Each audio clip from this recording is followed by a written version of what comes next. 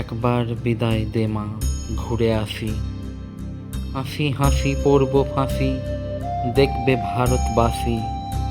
একবার বিদায় দে মা, ঘুরে আসি।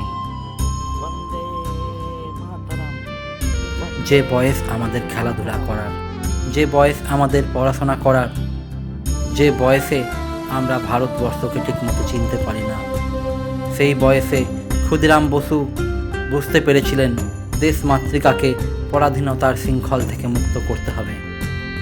তাই তো বালক ক্ষুদিরাম নিজেকে বৈপ্লবিক মন্ত্রে দীক্ষিত করেন। তার মনে জেগে ওঠে ইংরেজদের প্রতি তীব্র ঘৃণা। তার হৃদয়ে জ্বলতে থাকে আগুন।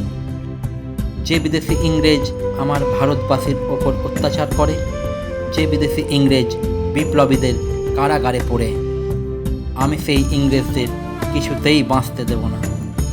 তাই ব্রিটিশ সাহেবের ওপর বোমা মারতে গিয়ে ব্রিটিশ পুলিশের কাছে ধরা পড়লেন বালক ক্ষুদিরাম। ব্রিটিশ সশস্ত্র পুলিশ বাহিনী তাকে আদালতে নিয়ে যাওয়ার জন্য যখন গাড়ি থেকে নামালেন, শত শত ভারতবাসী অবাক হয়ে দেখতে থাকলেন, কে এই তরুণ বালক যার জন্যে এত সশস্ত্র ব্রিটিশ বাহিনী মোতায়েন। ব্রিটিশ আদালত তাকে ফাঁসির সাজা শোনালেন। বালক ক্ষুদিরাম হাসতে হাসতে ফাঁসির দড়ি গলায় পড়লেন।